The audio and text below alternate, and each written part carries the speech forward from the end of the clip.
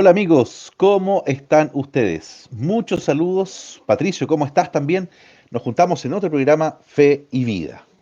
Hola Gonzalo, un saludo para todos quienes se hacen el tiempo y son parte de este Fe y Vida para seguir avanzando en esta conversación este año destinada a la doctrina social de la Iglesia y a tantos temas que son parte de la doctrina social y que, bueno, son del día a día de nuestra vida.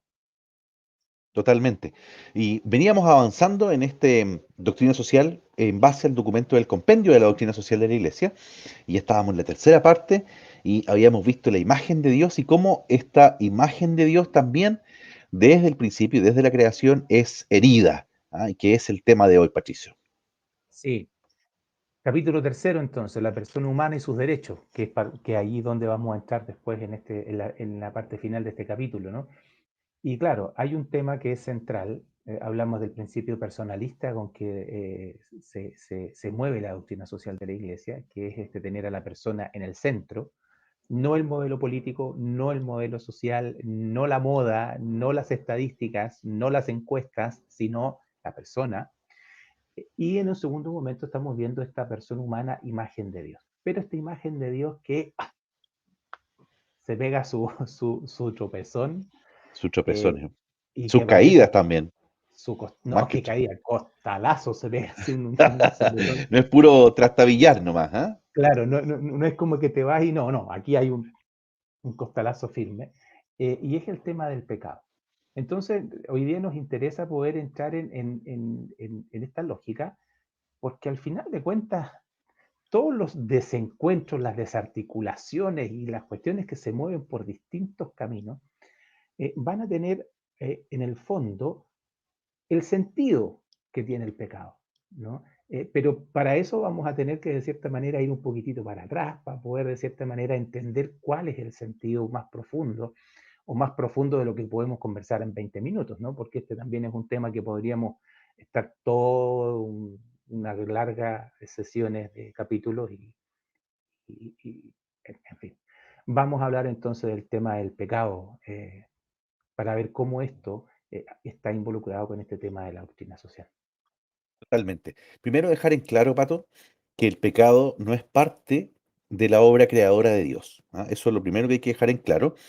Y sabemos que si bien podríamos decir perfectamente si todo lo que existe proviene de Dios, el pecado no es más que el resultado de la libertad que Dios le da al hombre de buscarlo o no buscarlo, de amar junto a Él o no amar junto a Él. Y todo aquello que no es amar, es apartarse de Dios, es el pecado. Por lo tanto, el pecado no es un principio, porque eso es una herejía dualista, es un resultante, ¿cierto?, de alejarse de Dios. Sí. Ahora, en ese sentido es muy relevante el poder tratar de mirar el cuadro un poco más de lejos, ¿no? Es decir, bueno, ¿de qué se trata toda esta historia? ¿De qué se trata toda esta historia del Dios que se revela, del Dios que sale, del Dios que nos crea en primer lugar, del Dios que sale a nuestro encuentro, etcétera? Y definitivamente el concepto que trabajamos la semana pasada, ¿no? Que es esta imagen y semejanza, nos da una pista muy, muy importante, porque esa misma imagen va a venir a alcanzar plenitud desde una dimensión humana y también desde la persona divina en la venida de Jesucristo. Entonces uno dice, bueno, ¿de qué se trata toda esta historia? Entonces, al final de cuentas, nosotros podríamos decir, en trazos muy simples, ¿ah? Porque esto podría, insisto, que tener cantidad de matices y reflexiones más profundas, pero Dios nos quiere hacer partícipes Dios nos quiere hacer partícipes de, eh, de su naturaleza, no de su naturaleza divina, porque eso jamás lo vamos a alcanzar por el hecho de ser criatura, pero nos quiere hacer partícipes de una serie de características que son parte de él y que son parte de aquello que nos va a nosotros constituir como seres plenos. Y aquí vamos nuevamente al famoso tema de la esencia que hemos venido conversando las semanas anteriores, ¿no? El ser humano está llamado desde su origen, y en el relato aparece muy claramente, a esta bienaventuranza. Bienaventuranza, felicidad, que va a tener que ver con una realización en plenitud, realizarse plenamente. Entonces, lo que Dios va a buscar permanentemente es que el ser humano alcance esa realización y alcance esa plenitud que va a estar íntimamente relacionada con este ser imagen y semejanza de Dios. con el vivir acorde a lo que Dios le está proponiendo y de acuerdo a los proyectos que Dios le está sugiriendo, pero que obviamente va a tener que libremente aceptarlos o no. Entonces, ahí Totalmente. hay un marco genérico que podemos seguir profundizando, porque es medio caricaturesco, de cierta manera, pensar que Dios se quiere crear un rival. Claro. Dios se crea un rival para poder jugar al boxeo, para poder, no sé, Aquí dominarlo, te, para poder aquí te tengo imponerle. dominado, ¿ah? Unos caricaturas jugando ahí.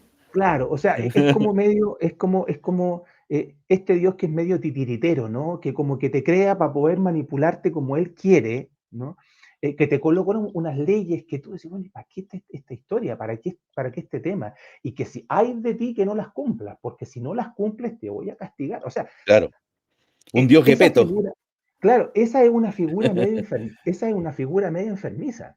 Y que, ojo, que está consciente o inconscientemente presente en muchos, Sí, incluso creyentes, y obviamente en muchos también no creyentes. Entonces, cuando uno ve esta historia y de cierta manera trata de encontrarle el sentido a todo esto, bueno, entiende de mejor manera qué pasa con el tema del pecado, que es lo que tenemos que entrar a profundizar ahora. totalmente. Esta imagen que hemos conversado largamente, que hemos intentado un poco subsanar y salir de ella, y un poco sabemos que esta pecado produce graves, graves rupturas y graves consecuencias. Primero, se enseña que hay una ruptura no solo con Dios, sino que consigo mismo. Segundo, también y con los hermanos y con la sociedad entera. Es decir, ahí es donde podemos decir que tranquilamente tiene también el pecado un alcance social. Y justamente en el número 117 del Compendio de la Doctrina Social de la Iglesia, habla del pecado, tiene, dice ahí, una doble herida. ¿Ah? Claro, porque el pecador abre en su propio flanco y también en su relación con el prójimo. Todo pecado, dice, es personal bajo un aspecto, pero bajo otro aspecto, todo pecado también es social en cuanto también tiene esas consecuencias sociales. Por lo tanto, si hablamos de doctrina social de la iglesia y hemos hablado un poco de esta imagen caída, de esta imagen herida del hombre, como también esta imagen caída del hombre tiene, y este pecado tiene una consecuencia social, porque claramente el pecado no es que yo me haga algo a mí mismo, sino que me pegue una cachetadita, ¿ah? Sino que es mi comportamiento y mi actuar en relación hacia los demás, ¿ya? Por lo tanto, tiene un alcance social y una ruptura social y una separación social y una no plenitud, como decías, Pato, no un encuentro pleno ni conmigo ni con los otros. Sí. Ahora, en ese sentido, tú mencionaste una palabra que sobre todo en los primeros relatos del Génesis es muy significativa y es el tema de la desobediencia, ¿no? Y es este ser humano que desobedece el mandato de Dios. Y aquí aparece esta caricatura, por una parte, donde de cierta manera uno puede decir, claro, no le hicieron caso y Dios medio entre enojado, picado, furioso, etcétera, un Dios medio egocéntrico que no le hacen caso, te pone la sanción. Y el tema es que no es que la sanción venga desde fuera hacia adentro, no es que venga desde Dios hasta el ser humano, sino que el ser humano, al ser imagen y semejanza de Dios, al actuar como actúa, de cierta manera genera un desorden en sí mismo, en sí mismo, en sí mismo. Entonces, no es tanto que Dios te castiga, cuanto que es la consecuencia del actuar mismo del propio ser humano. ¿Qué es lo que queremos decir con esto? Cuando hablamos de la desobediencia, nos tendríamos que preguntar, bueno, ¿y entonces cuál es el sentido de la ley? ¿Cuál es el sentido del mandato? ¿Por qué Dios mandata algo? ¿Y en qué sentido Dios está mandatando algo? Desde esa perspectiva, nosotros no nos podemos olvidar, y hay un texto que en ese sentido es muy clarificador, y es la Veritatis Splendor del Papa Juan Pablo II, que entre los números 1 y 27 del documento está básicamente abordando lo que es la temática de la pregunta moral, ¿no? Y dentro de ese contexto aparece el tema de los mandamientos, ¿no? Eh, es importante recordar que los mandamientos, que es como el icono de los mandatos de Dios, ¿no? siempre se tiene esta sensación de que es un Dios que prohíbe, que es un Dios que limita, que es un Dios que castiga, que es un Dios que sanciona, que es un Dios que, etcétera. Pero sin embargo, no podemos olvidar que dentro de lo que es la historia, estos mandamientos están vinculados a otra cosa y están vinculados a una promesa. Están vinculados a promesa de tierra, de bienaventuranza, ¿no? De la promesa que le hizo a Abraham, de descendencia, etcétera. Y que lo que básicamente van a cautelar y lo que van a cuidar es el bien de la persona humana.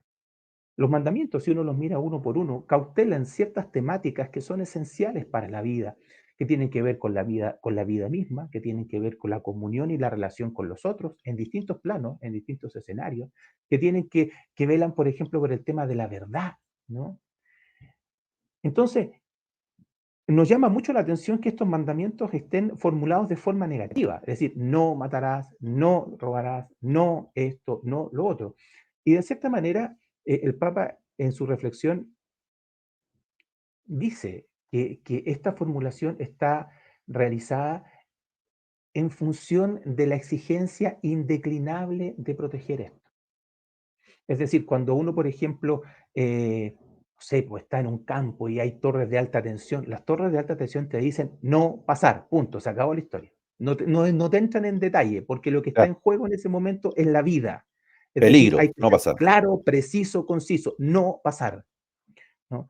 O cuando yo siempre coloco el ejemplo, cuando no sé, pues uno puede estar en familia, compartiendo en un campo, en una piscina, y un bebé va caminando hacia la piscina, qué sé yo, y los adultos gritan, no, pues pegan el grito, ¿no?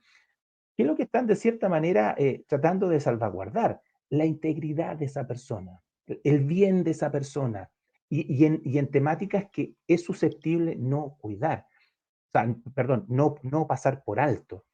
Desde esa perspectiva, entonces, el mandato que Dios hace es un mandato que está íntimamente ligado con el bienestar y con la plenitud del ser humano por lo que el ser humano es. Es decir, dialoga con la esencia del ser humano y que tiene que verse su existencia. Entonces, cuando uno de cierta manera pasa por sobre estos mandatos, no es que esté desobedeciendo solamente a un tercero, ¿no? Que en este caso es Dios. No es que solamente uno esté desobedeciendo lo que Él dijo, sino que además de eso estoy pasando por encima de principios que me afectan directa y absolutamente.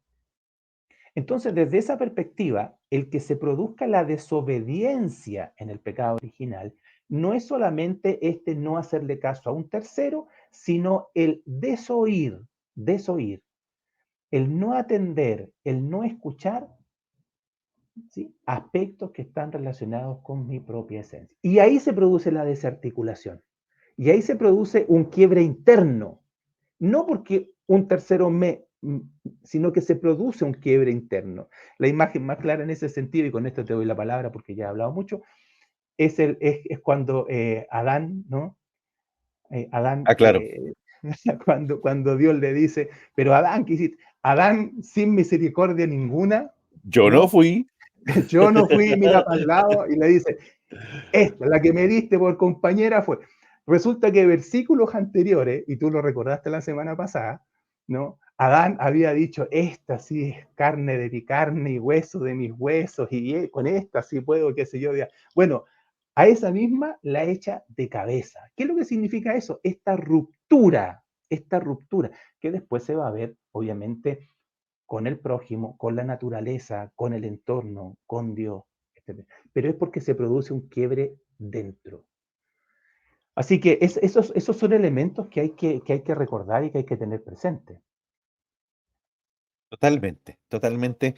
Estaba mirando lo opuesto incluso a eso, la mujer que aquí puesta como excusa de pecado, y como en ese, ahí en los versículos siguientes también viene esta imagen de esta mujer excelsa, plena, absolutamente plena, que estaría por sobre el pecado y que conocemos también ahí como en ese protoevangelio o primer anuncio también de esta mujer madre de Dios que conocemos como la Inmaculada Concepción y que y que la vemos en esa figura, incluso ahí arriba en el Cerro San Cristóbal y en muchas otras figuras también, pisoteando la serpiente justamente, como en estos anuncios del Evangelio y de esta primera buena nueva, y por supuesto también por sobre este pecado. Y es justamente eso, el pecado es esta ruptura también con los otros.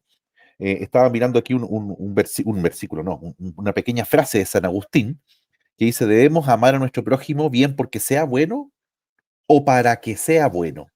Mm. ¿Ah? Ay, Entonces, señor, qué complicado eso. qué complicado, ¿ah? Justamente. Sí, pues sí hay que reconocerlo, sí, fácil no es. Claro, totalmente. Bueno, sí, es mucho más difícil para lo que hace Jesús ahí también en cuanto al amor. Dice, bueno, ¿qué mucho sentido en realidad tiene amar a quien te ama? No hay mucho esfuerzo, ¿ah? Sino que, y ahí el evangelio es drástico, ¿va? Ama y ama a tu enemigo, dice. Entonces, No, sí, fácil no es. Estamos fácil no claros que es. fácil no es. Oye, pero bueno, Totalmente, totalmente. ahí hay Y un tema que perdón, termina, termina. dale nomás, pato.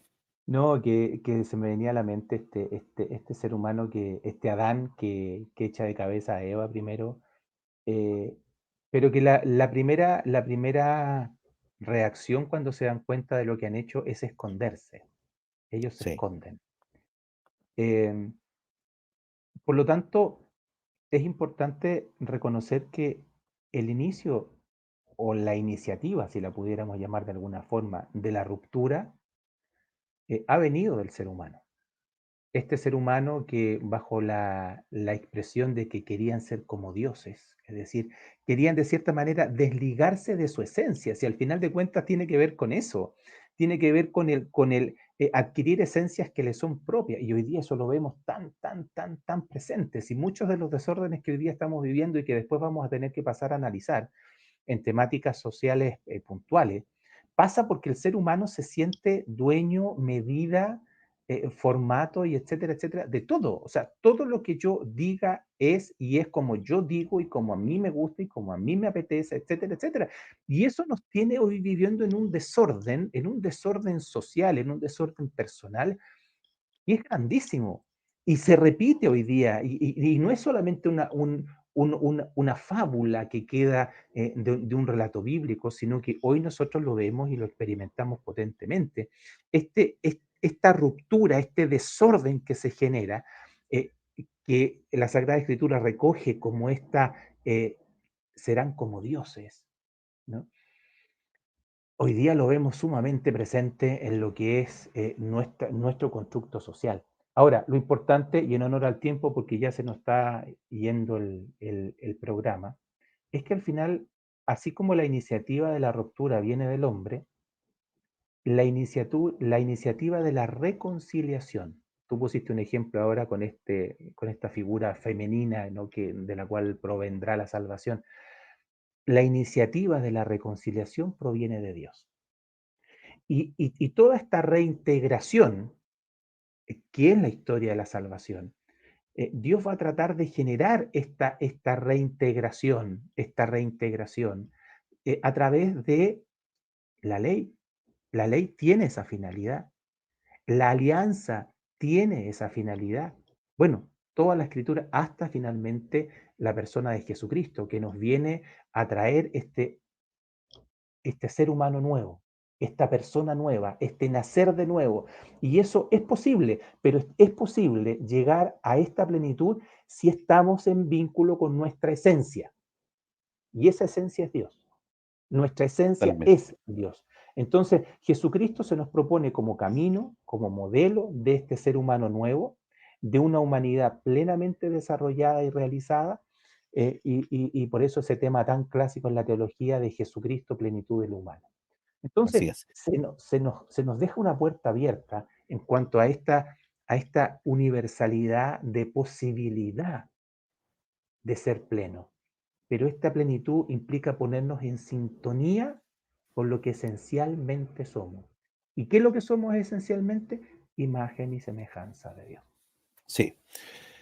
Y ya estamos en el tiempo, Pato, pero no puedo dejar de mencionar la parte final también de esta reflexión, y que está en el 118, Pato, en el 118 del Compendio de la Doctrina Social de la Iglesia, que habla no solamente de lo que habíamos dicho de que tiene un alcance social, sino que fíjense aquí también, hay pecados sociales. Miren, dice, algunos pecados constituyen en su objeto mismo una transgresión o agresión directa al prójimo, pero hay otros que se califican como pecados sociales. ¿Ah? ¿Y qué es lo que serán los pecados sociales? Fíjense aquí, lo voy a enumerar bien rápido. Es social todo pecado cometido contra la justicia en la relación entre la persona y la comunidad. Es social todo pecado contra los derechos de la persona humana, comenzando con el derecho a la vida, incluido la del no nacido, contra la integridad física, contra la libertad de los demás, especialmente la libertad y saber de creer en Dios o de adorarlo, todo pecado contra la dignidad y el honor del prójimo. Es social también el pecado contra el bien común, contra sus exigencias, contra los derechos y los deberes de los ciudadanos. Dice, en fin, es social el pecado que se refiere a las relaciones entre las distintas comunidades humanas y, por supuesto, que no siempre están en sintonía con lo que Dios quiere para el bien de la humanidad. ¿Mm?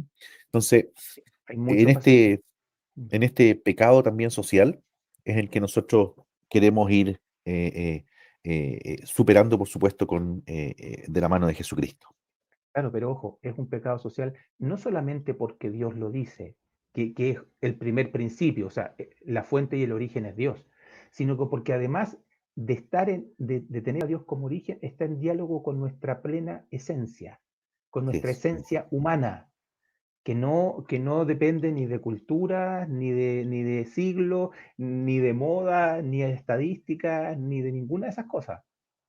Entonces, Totalmente. este mandato divino, este Dios que entra en vínculo con el ser humano, con la esencia de lo que somos, es un principio sumamente importante porque va a dar sentido a lo demás, ¿no? Si nosotros seguimos viendo a Dios como un agente externo, como un tercero que me aplica una ley, que me aplica una norma, por el hecho de querer aplicármela, nos va a costar mucho en poder encajar las piezas.